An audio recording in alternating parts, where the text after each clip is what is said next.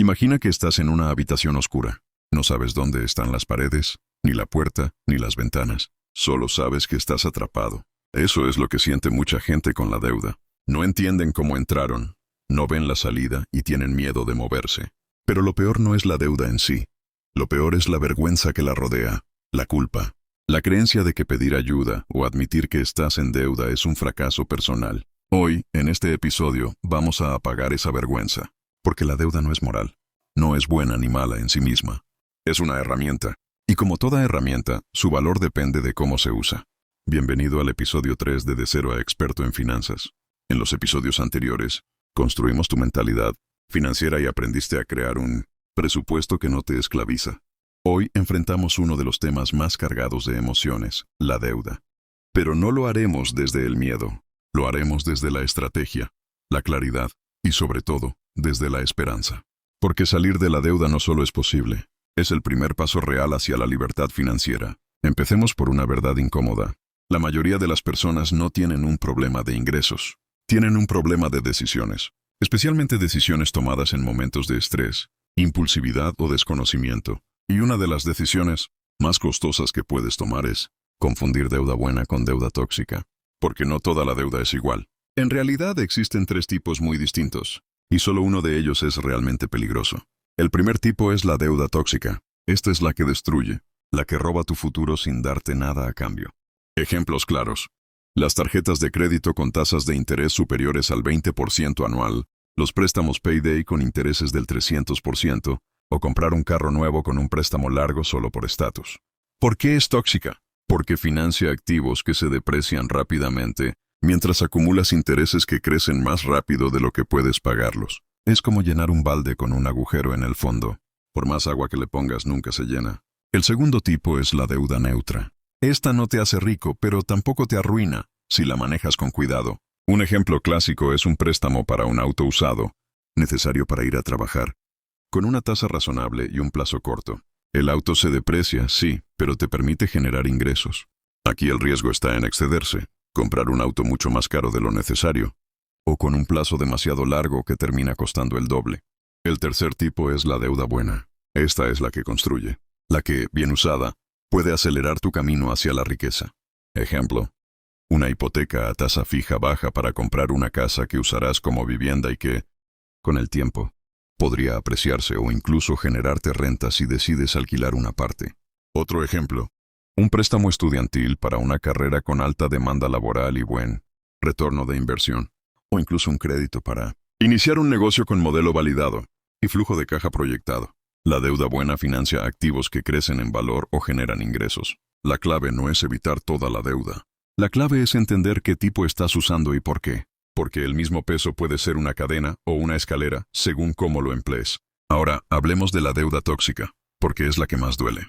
La mayoría de las personas caen en ella no por irresponsabilidad, sino por emergencias imprevistas. Un accidente de salud, una pérdida de empleo, un arreglo urgente del carro. Y cuando no tienes un fondo de emergencia, la tarjeta de crédito se convierte en la red de seguridad. Pero esa red tiene espinas. Las tasas de interés altas convierten una deuda manejable en una bola de nieve que crece sin control. Imagina que debes $5,000 en una tarjeta con una tasa del 24% anual. Si solo pagas el mínimo, que suele ser el 2 o 3% del saldo, podrías terminar pagando más de $8,000 en total y tardar más de 20 años en saldarla. Eso no es pagar una deuda, es alquilar dinero de por vida. Entonces, ¿cómo sales de la deuda tóxica? Hay 2 métodos principales, y ambos funcionan, pero uno es más psicológico y el otro más matemático. El primero se llama método bola de nieve, o snowball. Consiste en listar todas tus deudas de la más pequeña a la más grande, sin importar la tasa de interés. Pagas el mínimo en todas, excepto en la más pequeña, a la que le dedicas todo el dinero extra que puedas. Cuando la liquidas, tomas ese pago y lo sumas al siguiente pago mínimo más pequeño, y así sucesivamente. La ventaja de este método no es la eficiencia matemática, sino la motivación emocional. Ver una deuda desaparecer por completo te da un impulso de confianza que te mantiene en el camino. El segundo método se llama avalancha o avalanche. Aquí ordenas tus deudas no por monto, sino por tasa de interés, de la más alta a la más baja. Atacas primero la deuda más costosa, porque es la que más te está robando. Matemáticamente, este método te ahorra más dinero y te saca de la deuda más rápido. Pero requiere más disciplina, porque las primeras victorias no son visibles tan pronto. ¿Cuál elegir? Si eres de los que se desanima fácilmente, empieza con la bola de nieve. Si eres lógico y frío, ve directo a la avalancha. Pero hay una tercera opción que muy pocos mencionan, la combinación inteligente. Por ejemplo, si tienes una deuda muy pequeña, de menos de $100, liquídala de inmediato, aunque su tasa sea baja. Esa victoria rápida te da impulso. Luego, enfócate en la deuda con la tasa más alta, aunque sea grande. Ahora, un paso crucial que la mayoría ignora. Detén el sangrado.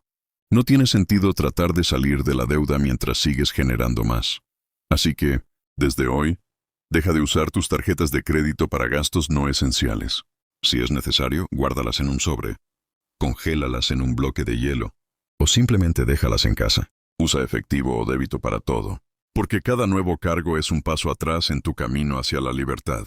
Vamos a poner un ejemplo real. Carla tiene 3 deudas. Primero, una tarjeta con $800 al 27%. Segundo, otra tarjeta con $3,000 al 22%. Tercero, un préstamo personal de $5,000 al 15%. Gana $2,500 al mes y ya tiene un presupuesto. Decide usar el método bola de nieve. Así que paga el mínimo en las 2 últimas y destina $300 mensuales a la deuda de $800.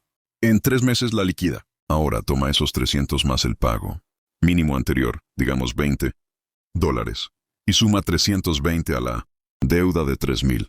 En 10 meses más, esa también desaparece. Luego, ataca la última con todo. En menos de 2 años está libre. Si hubiera usado avalancha, habría atacado primero la de 3,000 al 22%, porque aunque es más grande que la de 800, su tasa es más alta que la del préstamo al 15, pero habría tardado más en ver la primera deuda eliminada, y quizás se habría desmotivado. Ahora hablemos de una herramienta poderosa, la consolidación. A veces, si tienes varias deudas con tasas altas, puedes solicitar un préstamo de consolidación a una tasa mucho más baja.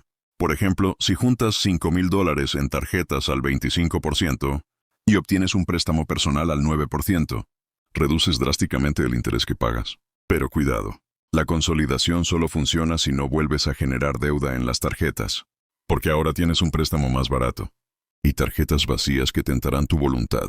Si no cambias el comportamiento, terminarás con más deuda que antes. Otra opción es la refinanciación. Aplica sobre todo a hipotecas o préstamos grandes. Si las tasas de interés bajan, puedes renegociar tu deuda para pagar menos cada mes o acortar el plazo.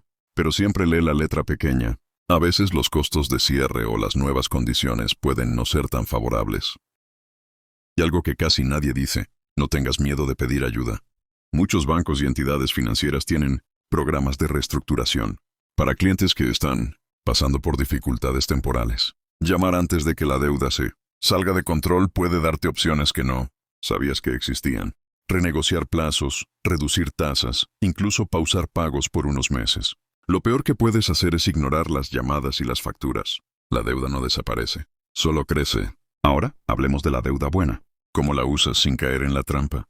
Primero, debes responder 3 preguntas antes de contraer cualquier deuda. Primero, ¿este préstamo financiará un activo que crecerá en valor o generará ingresos? Segundo, ¿el retorno esperado supera claramente el costo del préstamo?